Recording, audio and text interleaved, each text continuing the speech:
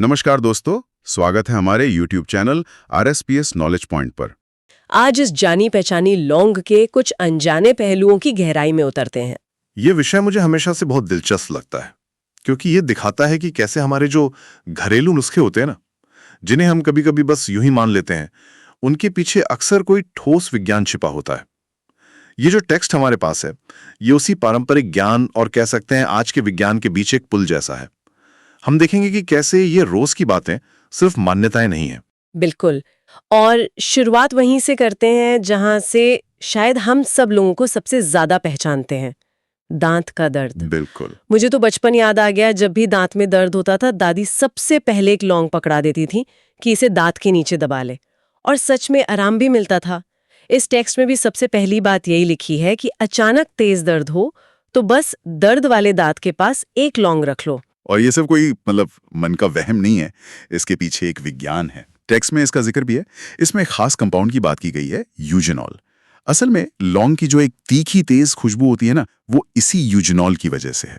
और ये एक तरह का प्राकृतिक एनेस्थेटिक है, मतलब उस जगह को थोड़ी देर के लिए सुन्न कर देता है। सुन्न कर देता है। हाँ, तो जब आप लौंग को दांत के नीचे दबाते हैं तो वो यूजेनॉल धीरे धीरे निकलता है और दर्द के सिग्नल को दिमाग तक पहुंचने से रोक देता है। अरे वाह, मतलब ये एक नेचुरल पेन किलर हुआ जो सीधा दर्द की जगह पर ही काम करता है। लेकिन टेक्स्ट में एक और बात है जो इसी से जुड़ी लगती है कि लौंग में सूजन कम करने वाले गुण भी होते हैं, एंटी इन्फ्लेमेटरी। तो क्या इसका मतलब ये है कि ये सिर्फ दर्द को दबाता नहीं है बल्कि उसकी वजह पर भी काम करता है?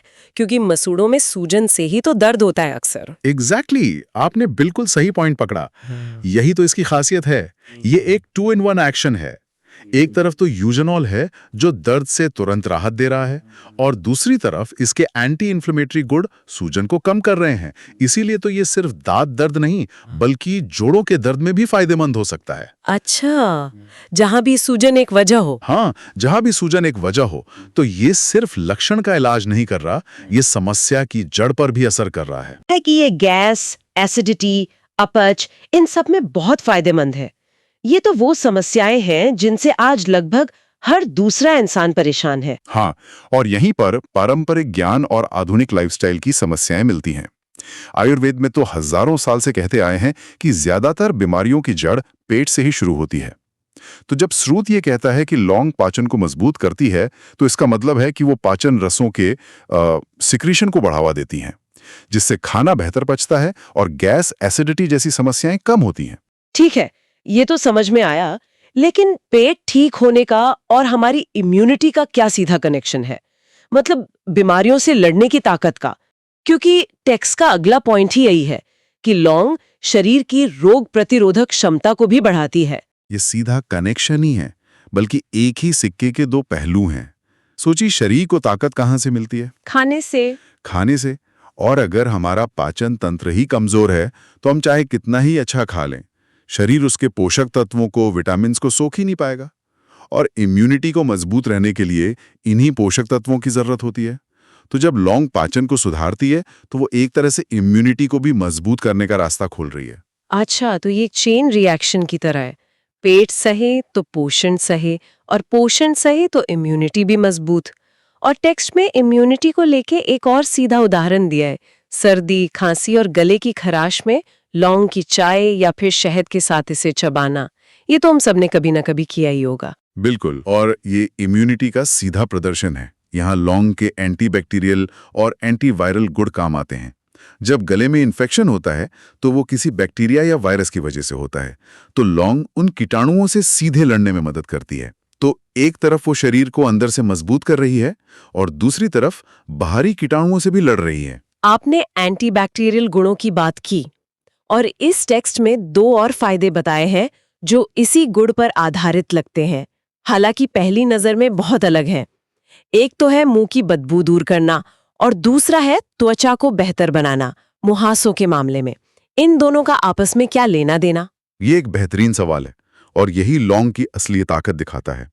ज्यादातर लोग क्या सोचते हैं कि लौंग अपनी तेज खुशबू से मुंह की बदबू को सिर्फ दबा देती है, किसी माउथ फ्रेशनर की तरह। हाँ, लेकिन टेक्स्ट बताता है कि ये सिर्फ खुशबू का खेल नहीं है।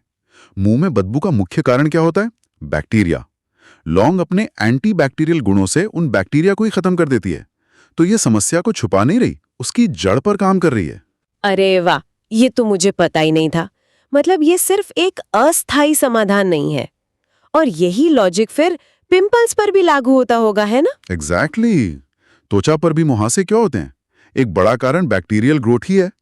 त्वचा के पोर्स में जब बैक्टीरिया पनपते हैं तो सूजन होती है, मुहासे हो जाते हैं। लौंग के एंटीबैक्टीरियल गुण यहां भी वैसे ही काम करते हैं। वो उन बैक्टीरिया को खत्म करने में मदद करते हैं। तो देखिए, एक ही गुण, एंटीबैक्टीरियल? हाँ, एंटीबैक्टीरियल गुण, और वो दो बिल्कुल अलग अलग समस्याओं का समाधान कर रहा है। एक ही चाबी से दो अलग ताले खुल रहे हैं। ये वाकई कमाल की बात है। अब तक तो हम ज्यादातर पारंपरिक ज्ञान की बात कर रहे थे, लेकिन टेक्स्ट में एक दावा ऐसा भी है जो सीधे आज की मेडिकल चिंताओं से जुड़ा है, ब्लड शुगर कंट्रोल। इसमें कहा गया है कि कुछ रिसर्च के अनुसार लौंग ब्लड शुगर लेवल को नियंत्रित करने में सहायक हो सकती है। ये तो आज के समय में बहुत बड़ी स्वास्थ्य समस्या है।